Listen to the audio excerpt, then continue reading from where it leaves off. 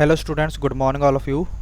My name is Surendra Ratan और आज हम क्लास 11th के केमिस्ट्री सब्जेक्ट के chapter number 1 some basic concepts of chemistry के टॉपिक नेचर ऑफ मैटर को रीड करेंगे।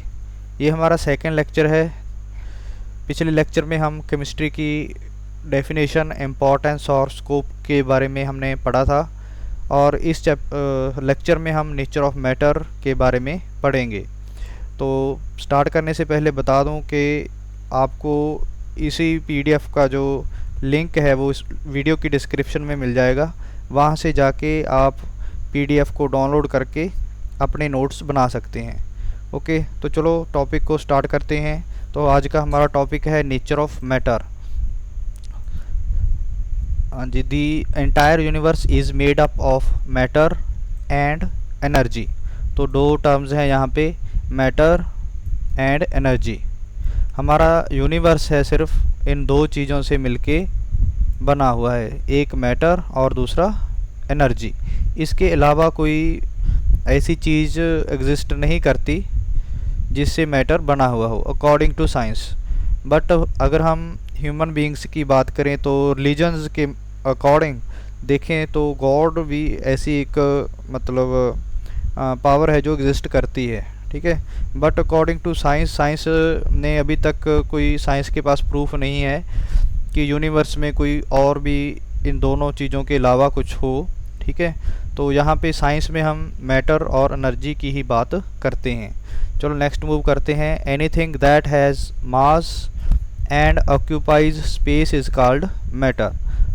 तो एनीथिंग वो सभी चीज़ें जिनके पास मास है और वो स्पेस को ऑक्यूपाई करती हैं उनको हम मैटर कहते हैं। The presence of matter can be felt by one और मोर ऑफ आवर सेंसेस। तो मैटर को हम अपनी सेंसेस के साथ परसीव कर सकते हैं, उनको हम फील कर सकते हैं मैटर को, ठीक है। जैसे एयर है, एयर को हम फील कर सकते हैं। इसी तरह से कुछ चीज़ें ऐसी हैं जिनको हम देख सकते हैं, स्मेल कर सकते हैं, ठीक है ना। तो सेंसेस के साथ उनको हम महसूस कर सकते हैं मैटर को। Everything around us, for example book, pen, table, sugar cubes, iron rod, water, air are composed of matter because they have mass and they occupy space. तो सभी चीज़ें जो मैंने जहाँ पे एग्जांपल्स हैं इनके पास मास भी है और ये सभी स्पेस को ऑक्यूपाई भी करते हैं, ठीक है। तो नेक्स्ट मैटर को क्लासीफाई कर सकते हैं हम टू वेज में। फर्स्ट है जो physical classification of matter.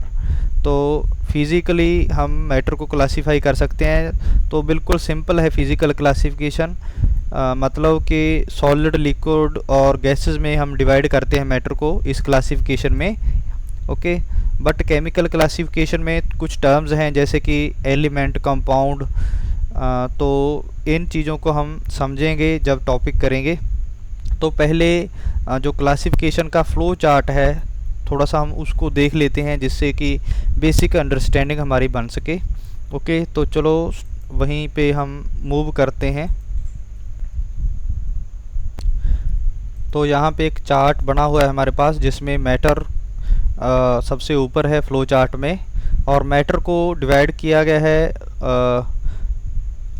Two categories में, ठीक है। फर्स्ट है फिजिकल क्लासिफिकेशन, नेक्स्ट है केमिकल क्लासिफिकेशन, ओके।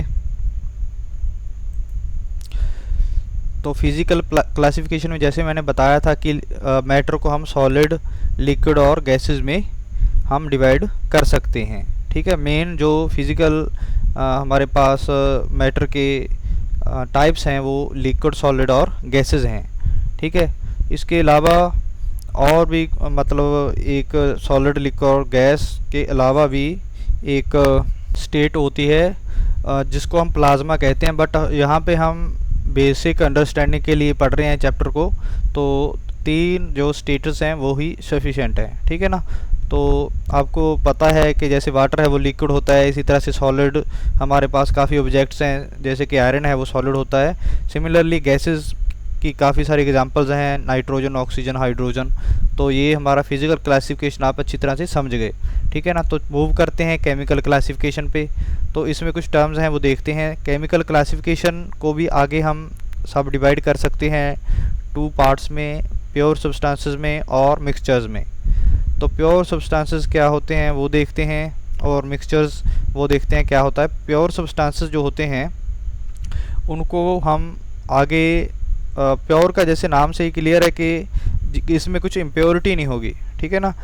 बिल्कुल हमारे पास एक तरह का ही सब्सटेंस होगा, उसमें कुछ दूसरा नहीं ऐड होगा, ठीक है ना। एक तो एलिमेंट्स, ठीक है, एलिमेंट्स जो हम पीरियोडिक टेबल में देखते हैं तकरीबन 118 एलिमेंट्स अभी तक हम डिस्कवर कर चुके हैं। वहाँ पे 118 एलिमेंट्स जो हैं वो शो होते हैं पीरियोडिक टेबल में, ठीक है ना। तो वहाँ पे सभी जो एलिमेंट हैं वो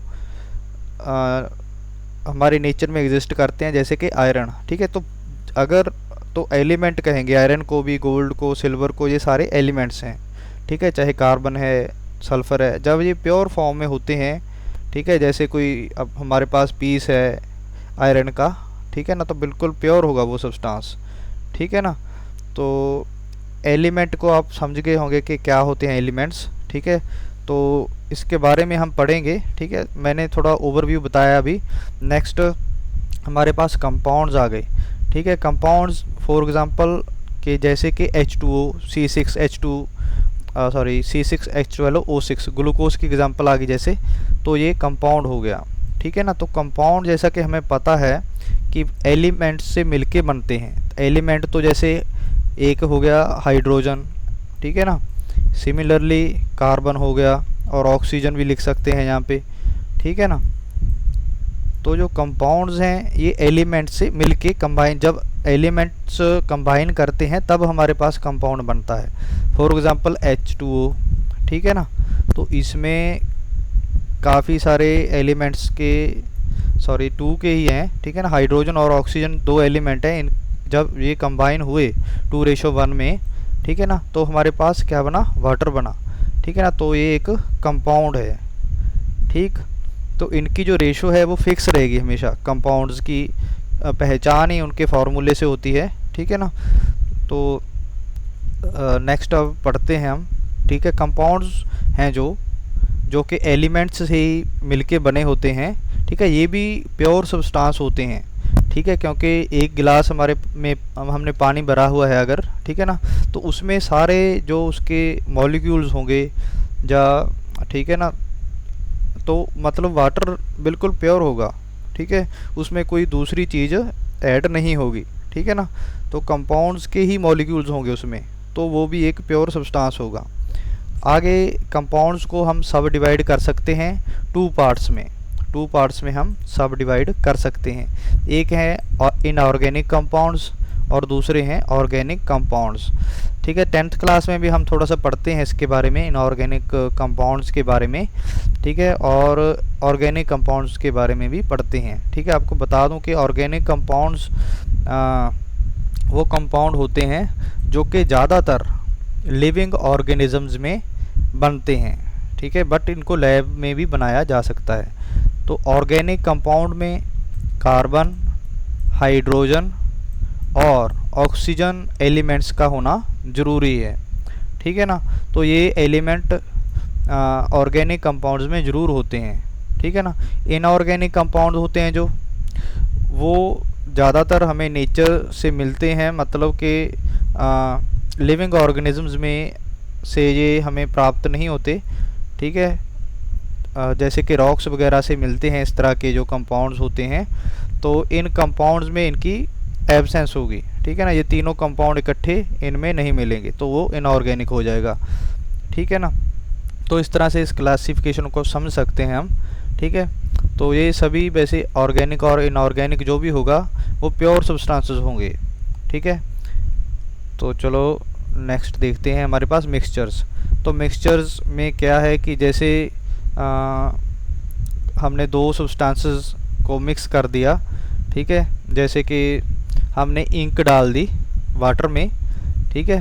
तो इंक, जब हम इंक में वाटर डालेंगे, सॉरी वाटर में कुछ ड्रॉप्स इंक डालेंगे हम, ठीक है, तो क्या होगा, जो इंक होगी वो यूनिफॉर्मली सभी तरफ फैल जाएगी, ठीक है ना। हाँ, जब हम उसको मिक्स कर देंगे अच्छी तरह से तो सारा कलर सारा जो हमारा वाटर होगा वो ब्लू हो जाएगा, ठीक है ना। तो हमारे पास जो भी मिक्सचर बनेगा वो होमोजेनियस बनेगा, क्योंकि सभी जगह पे जो इंक है वो फैल चुकी होगी, ठीक है, अच्छी तरह से वो इसमें डिज़ोल्व हो जाएगी इंक, ठीक है ना। तो इस चीज़ को हम डिफ्यूज़न भी कहते हैं।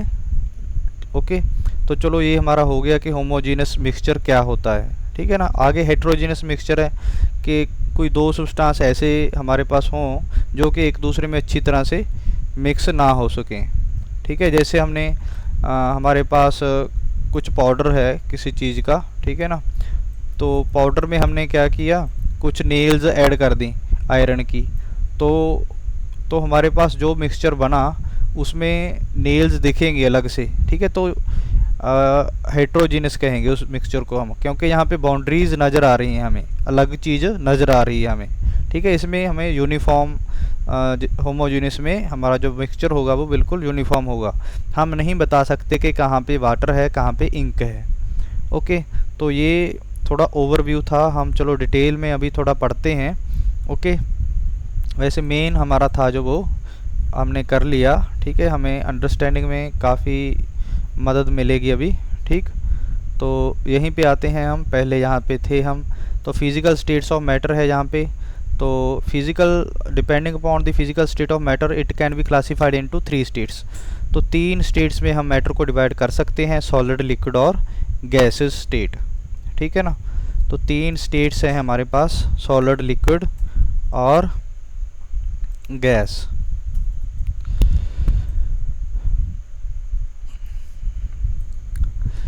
ओके जी, सॉलिड स्टेट पढ़ते हैं। ए solid has a definite shape and definite volume.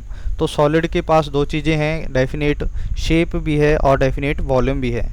कहीं पे भी ले जाओ सॉलिड को, उसकी शेप वैसे ही रहेगी और वॉल्यूम भी उतनी ही रहेगी।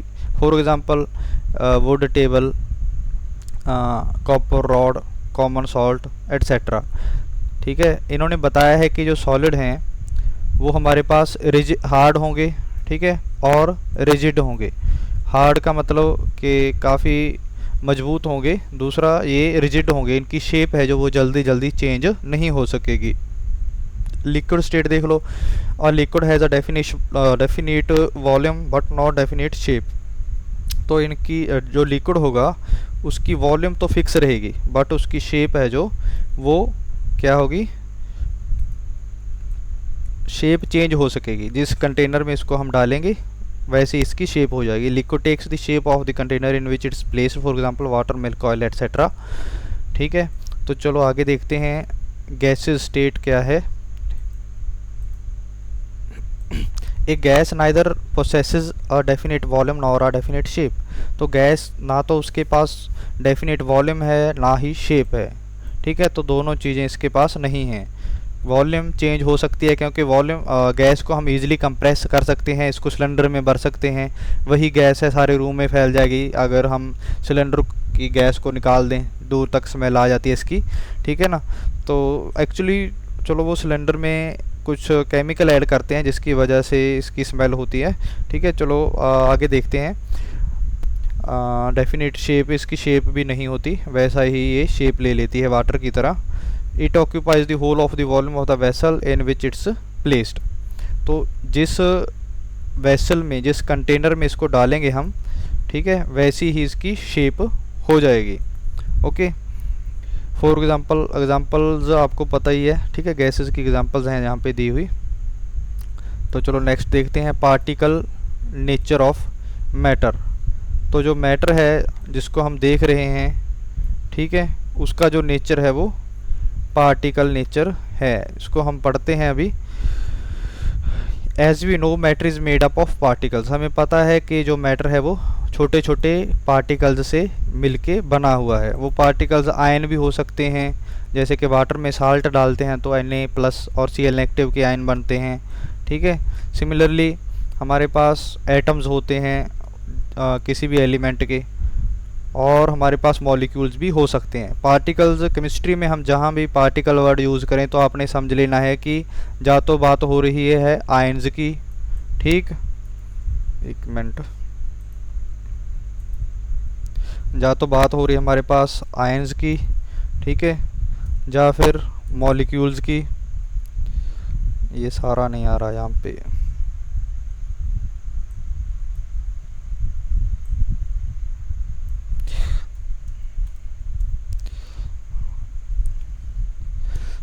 या फिर एटम्स की, ठीक है ना। तो जब भी पार्टिकल्स वर्ड ये यूज़ करें तो आपने समझ लेना है कि आयंस हैं या मॉलिक्यूल्स हैं या एटम्स हैं, ठीक है। तो वहीं पे आते हैं, चलो।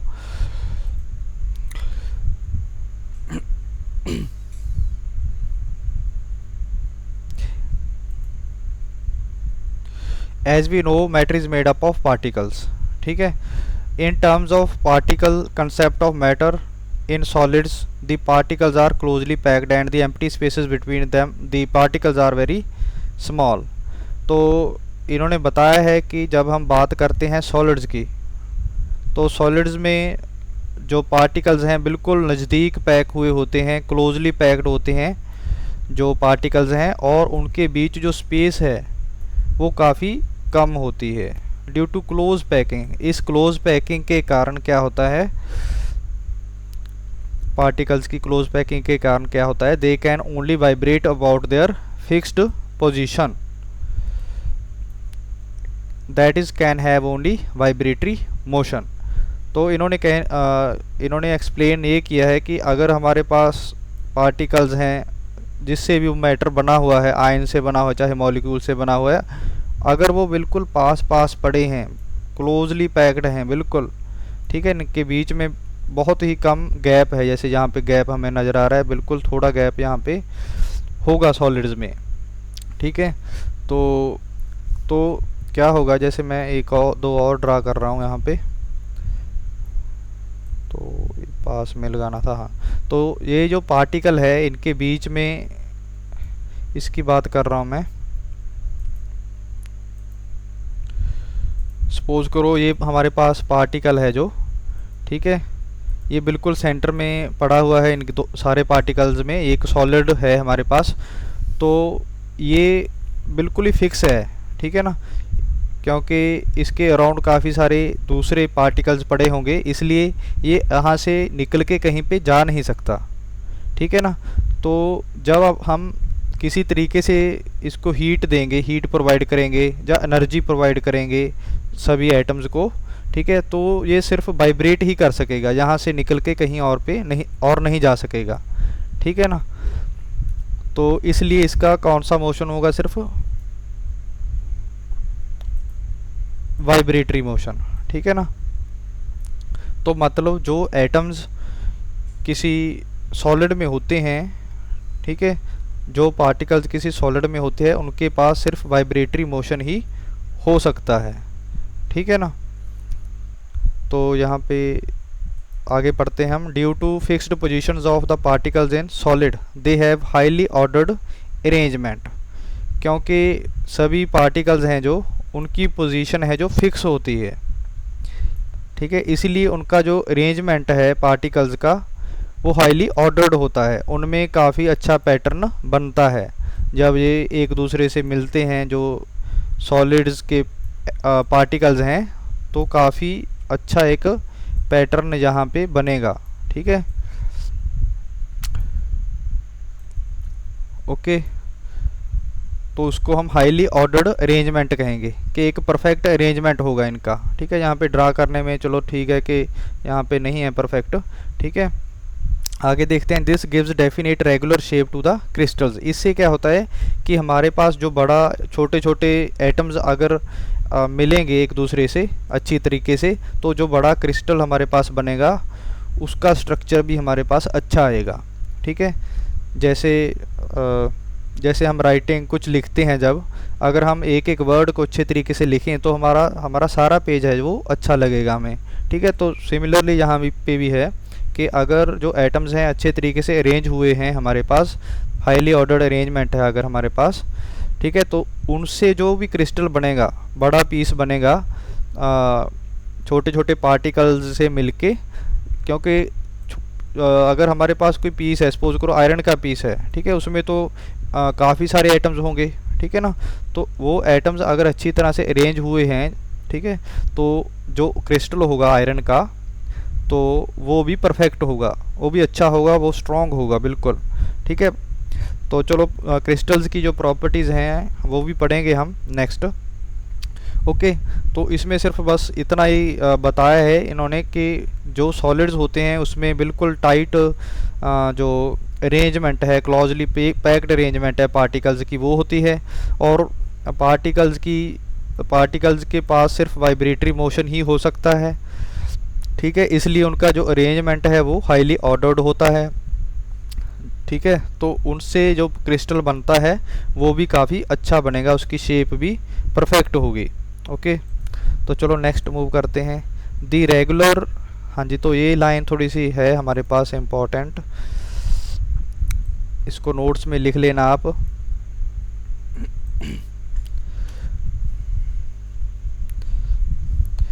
दी regular ordered arrangement of particles in solids is called lettuce.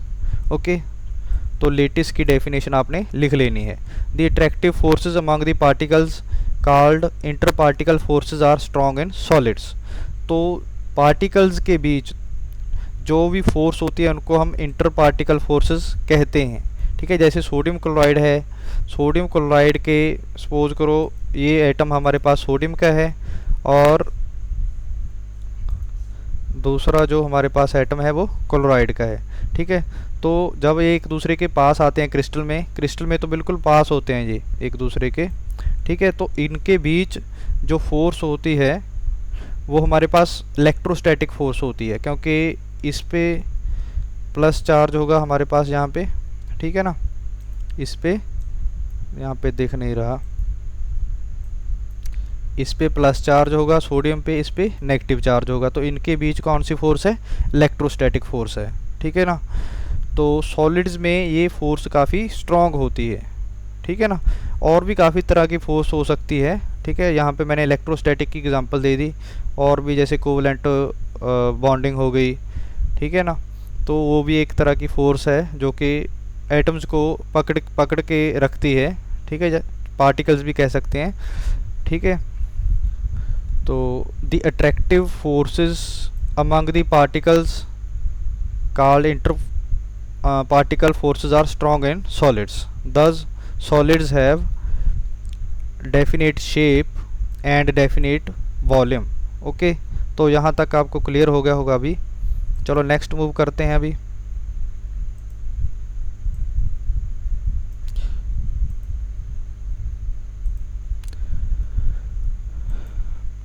In liquids the particles are very loosely packed and empty spaces between them are relatively large।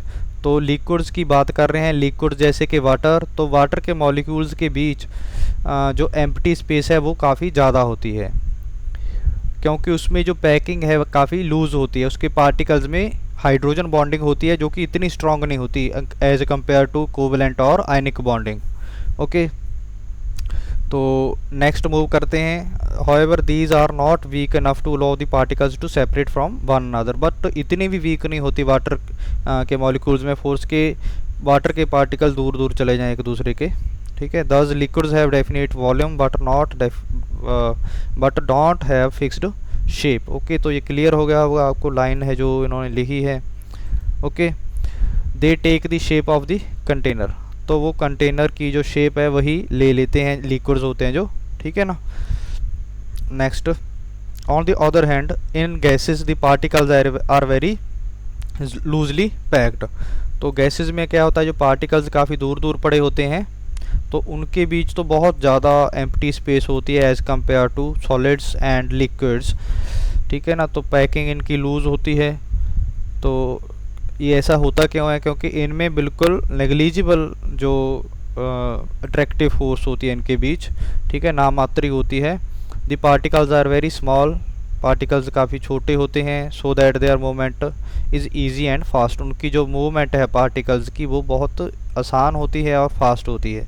They can move to each corner of vessel, वो सभी corners पे move कर सकते हैं vessel के। Therefore don't have fixed shape, इसलिए उनकी जो शेप है और वॉल्यूम है वो फिक्स नहीं रहती। Because of such arrangement of particles different states of matter exhibit different characteristics. तो अरेंजमेंट है जो, तो इन्होंने सम अप करके लिखा है इसके बाद कि अलग अलग मैटर में अलग अलग तरह की पार्टिकल्स अरेंजमेंट होती है, ठीक है ना। अरेंजमेंट ऑफ पार्टिकल्स है जो मैटर में वो अलग अलग होती है, इसलिए हमारे पास मैटर के अलग अलग तरह के करेक्टरिस्टिक्स आते हैं, ठीक है। अलग अलग तरह की प्रॉपर्टीज़ होती हैं मैटर की, इसी वजह से, क्योंकि पार्टिकल का अरेंजमेंट है जो वो अलग होता है, ठीक है ना। तो पार्टिकल जो हैं वो भी अलग टाइप के होते हैं, जो भी एटम की प्रॉपर्टीज़ होंगी, जो भी उनका अरेंजमेंट होगा एटम्स का, ये चीज़ अफेक्ट करेगी हमारे पास कौन सी नई चीज़ हम बना रहे हैं उससे, ठीक है ना। उनकी प्रॉपर्टीज़ में फ़र्क पड़ता है। नेक्स्ट देखते हैं the arrangement of particles in solids.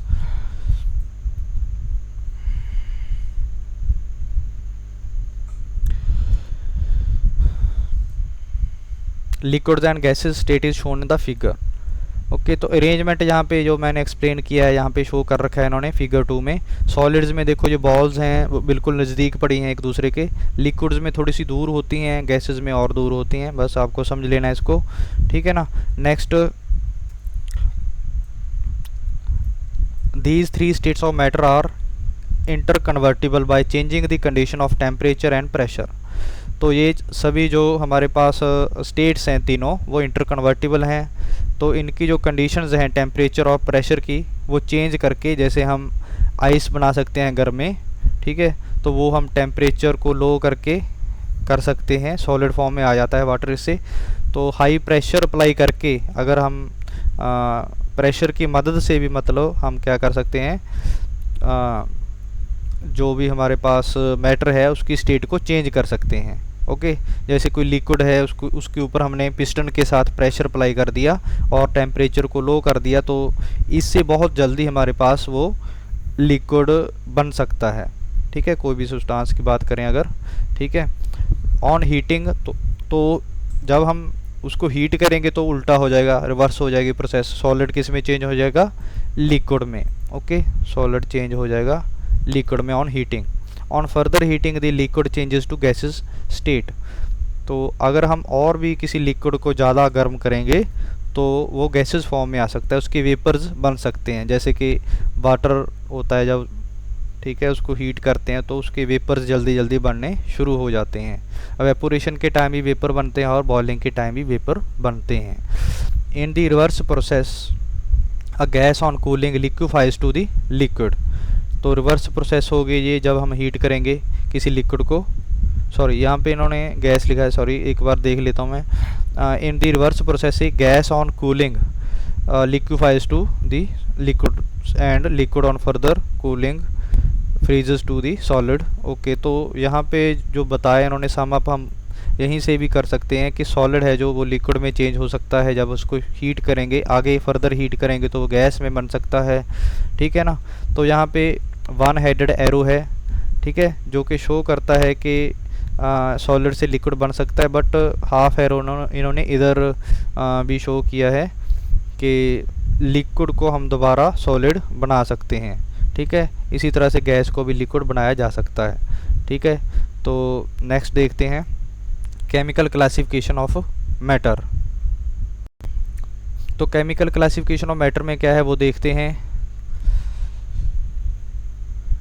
हाँ जी, तो केमिकल क्लासिफिकेशन इन्होंने बताया है कि वो कॉम्पोजिशन पे बेस्ड है, जिस, ठीक है ना। एट द माइक्रोस्कोपिक और bulk level matter can be classified as mixture और प्योर सब्सटेंस।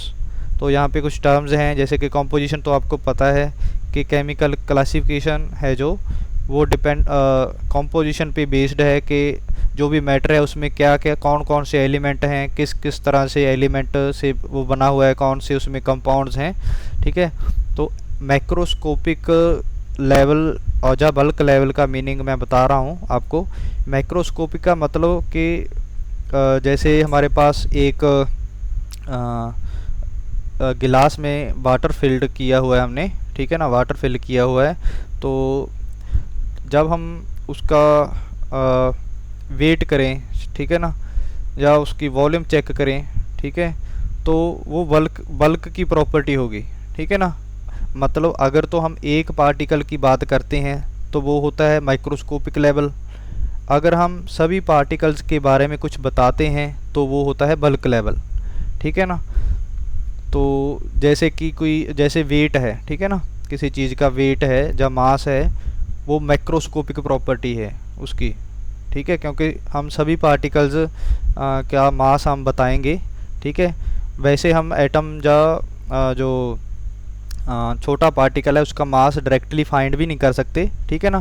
तो इसीलिए तो माइक्रोस्कोपिक प्रॉपर्टी तो एक एटम की हो सकती है, ठीक है, या एक एटम या कुछ एटम्स की। तो मैक्रोस्कोपिक जिसमें बहुत सारे पार्टिकल्स इन्वॉल्व्ड हों, ठीक है ना, तो उसको हम बल्क लेवल या मैक्रोस्कोपिक, ठीक है, मैक्रो का ध्यान रखना, तो उसको हम मैक्रोस्कोपिक लेवल कहेंगे। बहुत सारे पार्टिकल्स की बात हम कर रहे हो जब, ठीक है। इसका उल्टा है माइक्रोस्कोपिक लेवल, जब हम छोटे छोटे एटम्स की बात करें इंडिविजुअली, ठीक है ना। तो चलो आगे हम स्टार्ट करते हैं अभी। Matter can be classified as mixtures और प्योर सब्सटेंसेस। तो मैटर जैसे कि हमने फ्लो चार्ट में देखा था कि इसको हम मिक्सचर्स या प्योर सब्सटेंसेस में कैटेगराइज कर सकते हैं। तो सबसे पहले मिक्सचर्स हैं हमारे पास, इनको देखते हैं। Mixtures contain more than one kind of pure form of matter. तो मिक्सचर होते हैं जो इसमें एक तरह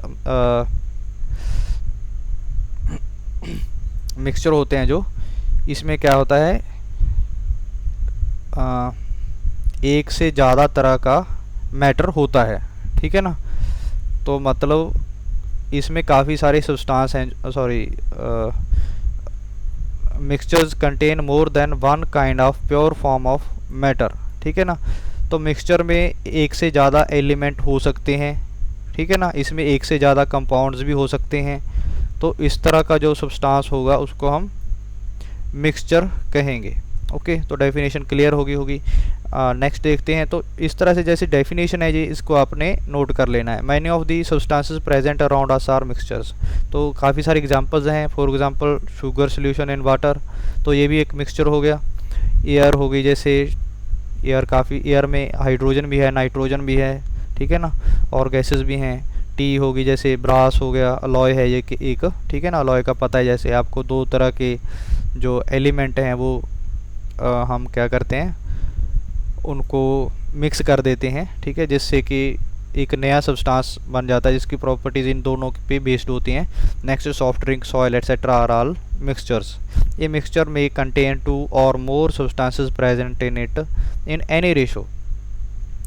तो मिक्सचर होता है जो, उसमें कोई रूल नहीं है। जैसे कि कंपाउंड में मैंने कहा था कि H2O में हमेशा 2:1 होनी चाहिए, तभी हम इसको वाटर कहेंगे, ठीक है ना।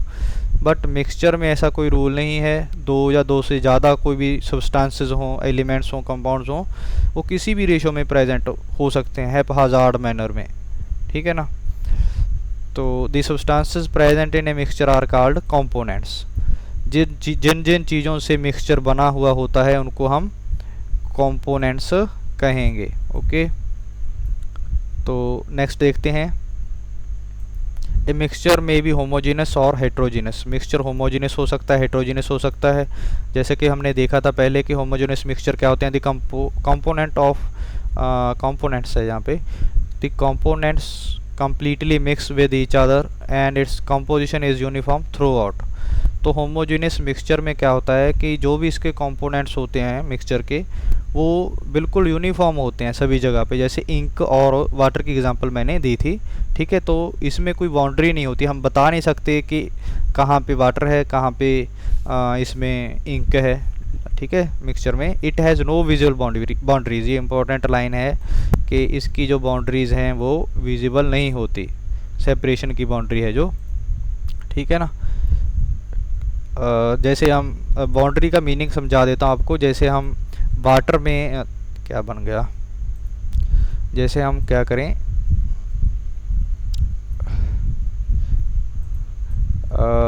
सपोज कर लो यहाँ पे वाटर है, इसमें थोड़ा सा ऑयल डालें अगर हम, तो उसकी लेयर आ जाएगी, तो यहाँ पे एक बाउंड्री नज़र आएगी हमें ना, ठीक है ना। तो वो एक हमारे पास विजिबल बाउंड्री होगी जिसको हम देख सकते हैं, ठीक है ना। तो होमोजेनियस मिक्सचर में कोई इस तरह की बाउंड्री नज़र नहीं आएगी। Okay, for example sugar solution dissolve in water. Okay, तो यूनिफॉर्म की आ गई। तो होमोजेनियस मिक्सचर देखते हैं अभी।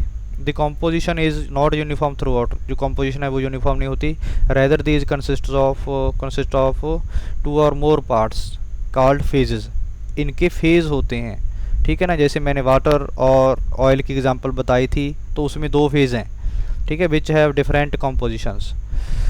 It has visual boundaries of separation between the various constituents, for example the mixture of salt and sugar, undissolved sugar in water. जैसे कि हम शुगर और सॉल्ट को मिक्स कर दें, पहली एग्जांपल है। तो वैसे अगर पाउडर फॉर्म में करें तो ये एग्जांपल सेट नहीं आएगी, क्योंकि दोनों वाइट कलर के होते हैं, ठीक है ना। तो यहाँ पे जो एग्जांपल है हम इसको ऐसे परसीव कर सकते हैं, समझ सकते हैं कि सॉल्ट है जो वो बिल्कुल पाउडर्ड फॉर्म में होना चाहिए, और शुगर है जो वो इसके क्रिस्टल्स होने चाहिए हमारे पास, ठीक है। जब मिक्स करेंगे तो अलग नज़र आएगी इसकी बाउंड्री है जो शुगर की। नेक्स्ट है अनडिजॉल्व्ड शुगर इन वाटर। वाटर में कुछ जो शुगर है वो नीचे बैठी हुई है, डिज़ोल्व नहीं हुई।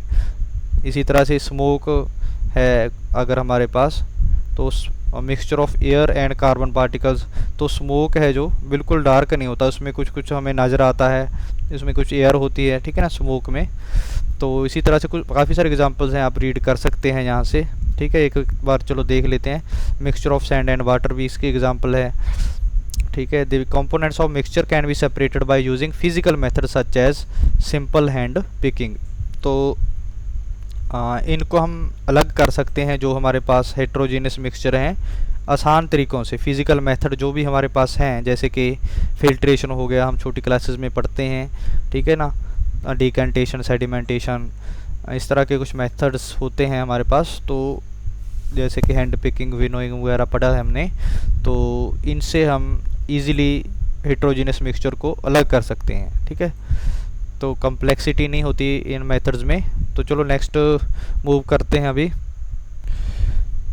जैसे कि जहाँ पे कुछ एग्जांपल्स दिए हैं, फिल्ट्रेशन, क्रिस्टलाइजेशन, डिस्टिलेशन एटसेट्रा।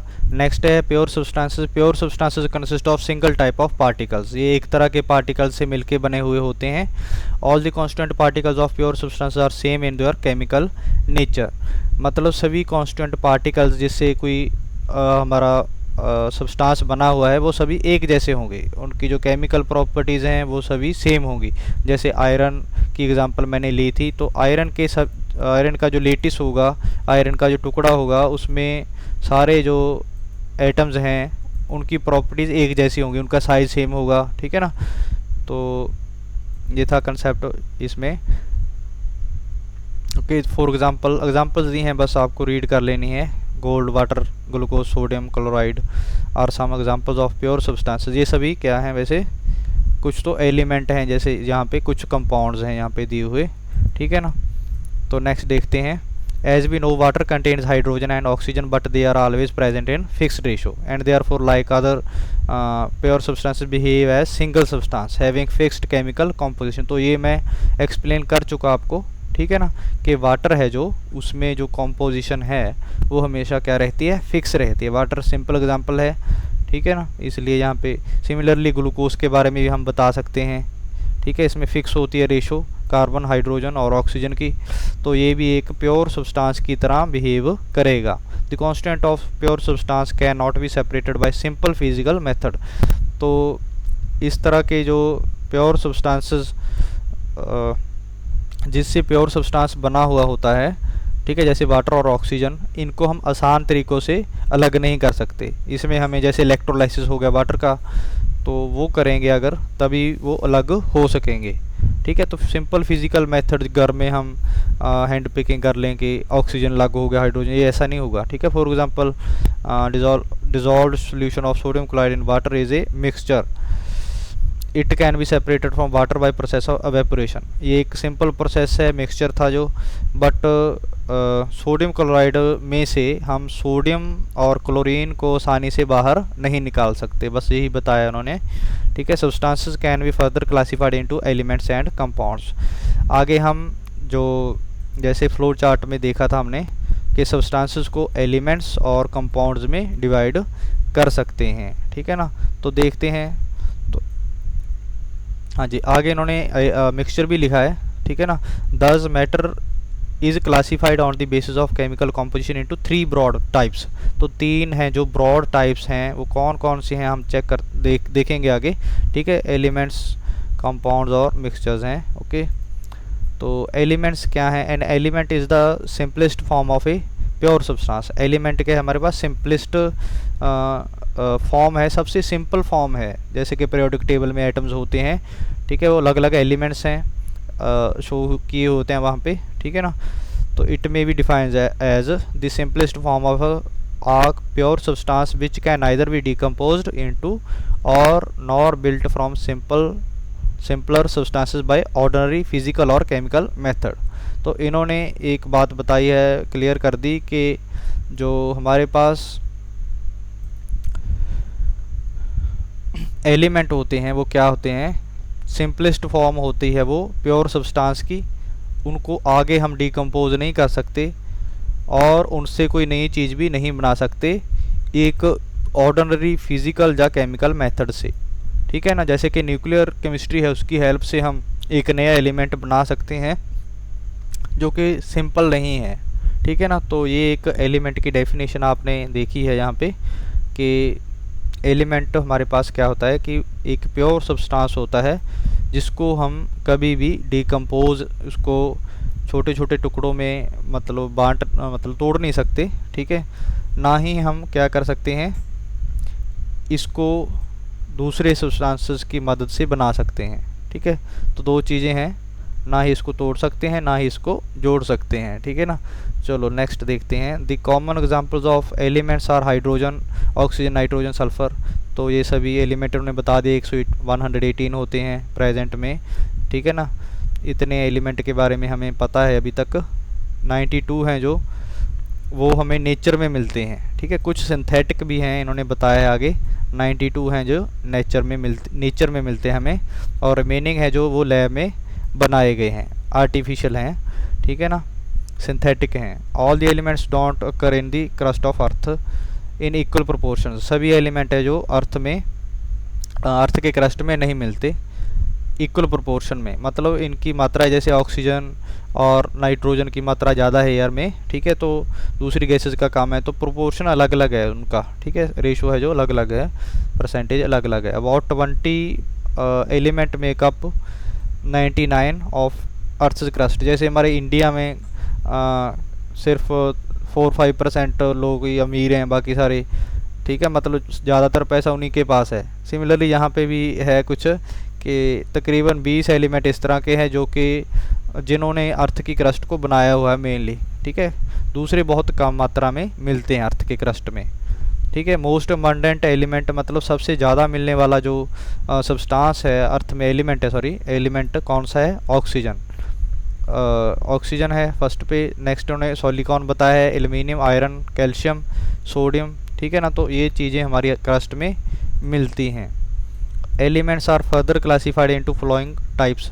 तो एलिमेंट्स को आगे हम डिवाइड कर सकते हैं मेटल, नॉन मेटल और मेटलॉइड्स में। मेटल्स होते हैं जैसे कि ब्राइट एलिमेंट होते हैं, हमें मेटल्स के बारे में अच्छी तरह 10th में पढ़ा है कि ये इनकी लस्टर होती है, चमकीले होते हैं, हार्ड होते हैं, और इनमें से इलेक्ट्रिसिटी कंडक्ट कर सकते हैं हम, ठीक है ना। मेलेबल होते हैं, डक्टाइल होते हैं।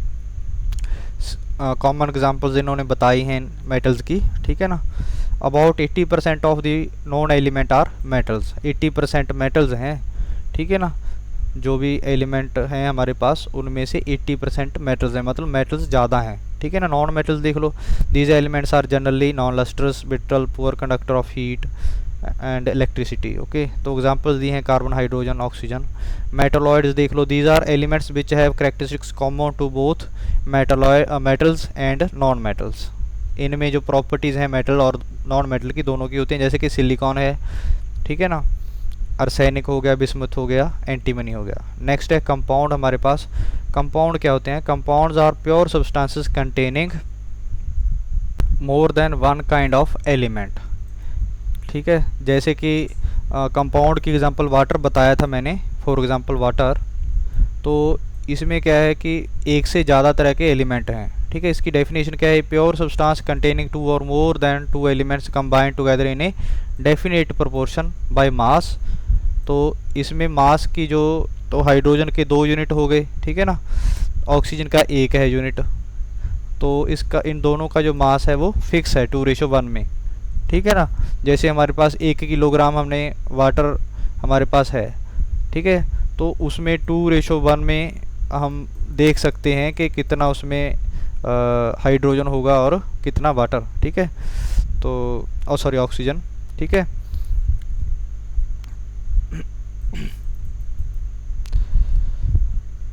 नेक्स्ट देखते हैं which can be decompose into its constituent element by suitable chemical methods.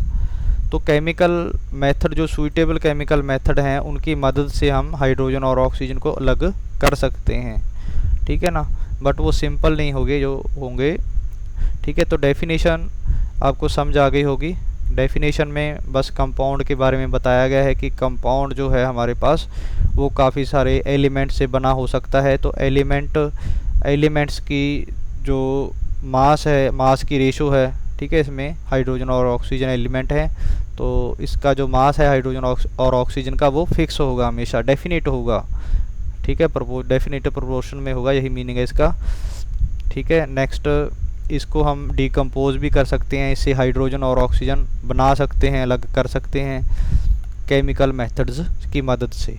Okay, तो चलो नेक्स्ट देखते हैं। एक compound always contain the same element in definite or fixed proportion by weight. For example, water always contains hydrogen and oxygen in the ratio of 1:8 by mass. तो 10th class में हमने mass number पढ़ा था। जैसे कि हमें पता है कि जो हाइड्रोजन है उसका जो मास है, ठीक है ना, उसका जो मास है वो कितना होता है, मतलब एटॉमिक मास वो 1 होता है। ठीक है ना, वो एटॉमिक मास है वो ऊपर लिखते हैं, एटॉमिक नंबर नीचे लिखते हैं। ये सुपर स्क्रिप्ट होता है जो ऊपर लिखते हैं हम, नीचे होते हैं वो सब स्क्रिप्ट होता है। ठीक है ना, सिमिलरली ऑक्सीजन होता है जो उसका एटॉमिक नंबर हमारे पास कितना होता है, 8 होता है। ठीक है ना, और इसका जो इसका मास नंबर होता है 16। ठीक है ना, आप पीरियोडिक टेबल से भी देख सकते हैं। ठीक है, तो हमारे पास वाटर के मॉलिक्यूल में, अगर वाटर का मॉलिक्यूल अगर देखें इसको हम ध्यान से, तो इसमें 2:1 है। ठीक है ना, तो मतलब एक हाइड्रोजन का जो मास नंबर है वो 1 है। ठीक है, 2 हाइड्रोजन एटम है, इसलिए हमारे पास हाइड्रोजन के लिए 2 लिखेंगे हम। ठीक है, 2 ऑक्सीजन का जो मास नंबर है वो 16 है। ठीक है ना, तो वाटर के मॉलिक्यूल में एक ही ऑक्सीजन है, इसलिए हम 16 लिखेंगे यहाँ पे। तो 2:1 को सिंप्लीफाई करेंगे, अगर 16 को, सॉरी 2:16 को अगर थोड़ा सा और सिंप्लीफाई करें हम, तो इसको क्या लिख सकते हैं, 1:8। ठीक है, जो कि यहाँ पे इन्होंने शो किया है। ठीक है, एक बार ध्यान से वीडियो को दोबारा देख लेना। तो इस तरह से हम मास की रेशो फाइंड करते हैं। ओके,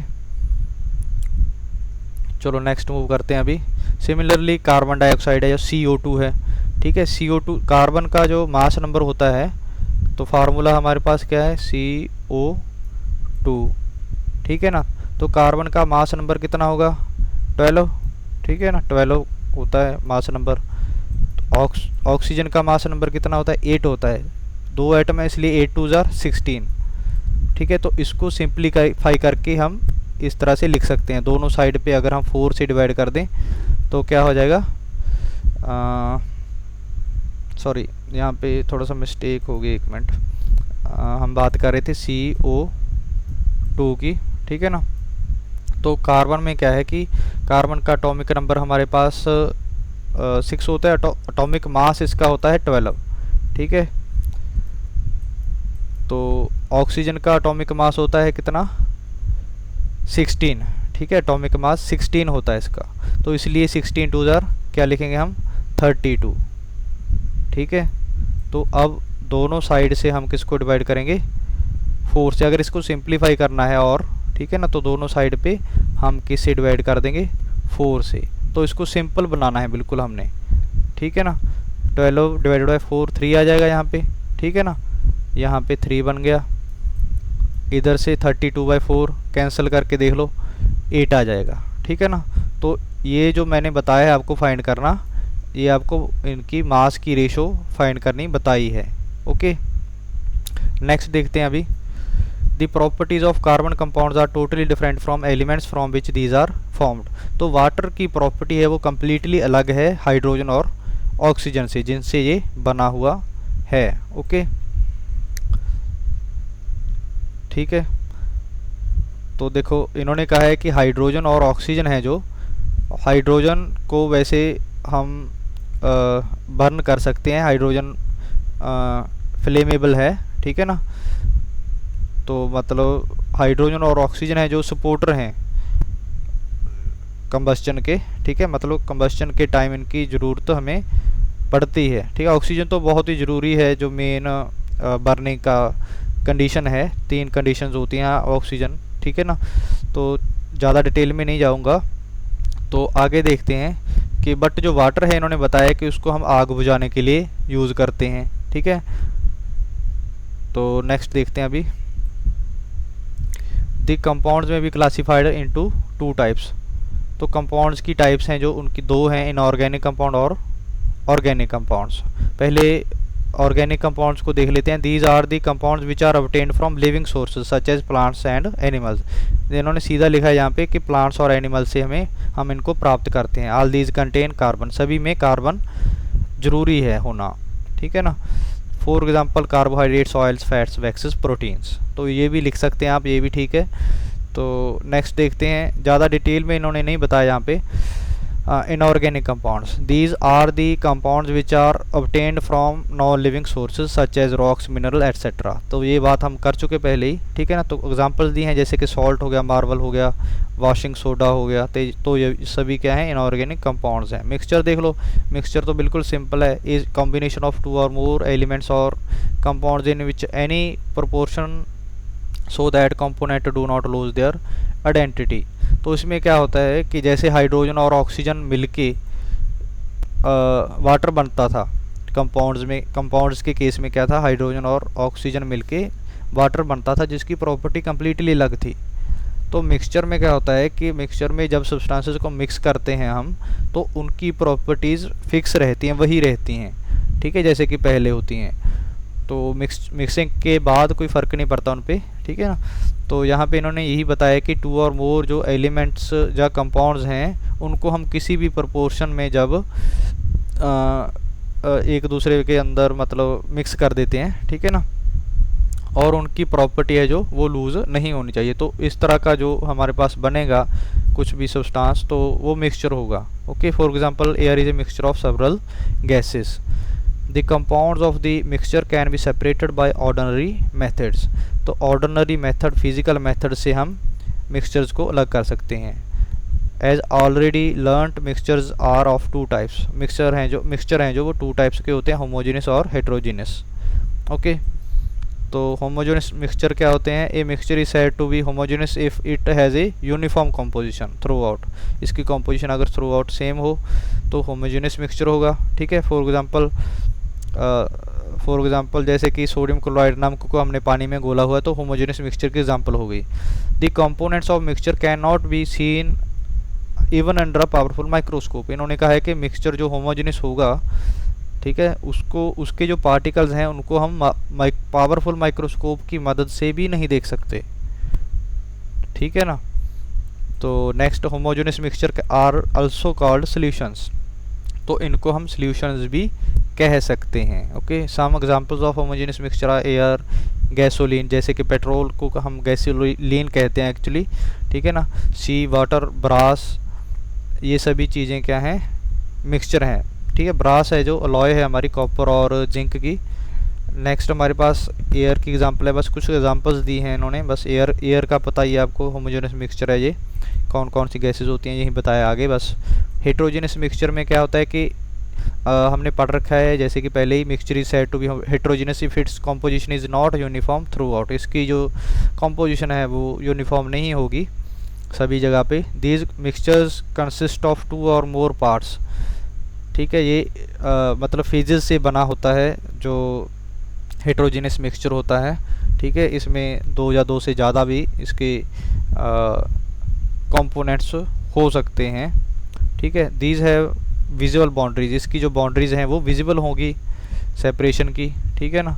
तो इनको नेक्ड आई से बाउंड्रीज को हम देख सकते हैं। For example mixture of iron filings, तो आयरन के छोटे छोटे जो टुकड़े हैं अगर वो पड़े हैं पाउडर में, कॉमन साल्ट में डाले हुए हैं अगर, तो वो अलग ही नज़र आएंगे, ठीक है ना। तो इन्होंने 3 चीज़ों का मिक्सचर बताया यहाँ पे, आयरन फिलिंग्स और common salt and sulphur gives A heterogeneous mixture, मतलब इनको हम फिजिकल मेथड से अलग कर सकते हैं, ठीक है ना। तो सल्फ़र को भी हम अलग कर सकेंगे, सल्फ़र के जो हमारे पास सब्सटेंस होगा, ठीक है ना, और कॉमन सॉल्ट को भी अलग कर सकेंगे easily. Okay, the classification of matter has been summed up ahead, तो ये टेबल हमने शुरू में ही कर रखा था ताकि आपको थोड़ी जजमेंट हो सके पर समझने में। तो यहाँ पे हमारा लेक्चर कंप्लीट हो गया। ओके जी, थैंक यू।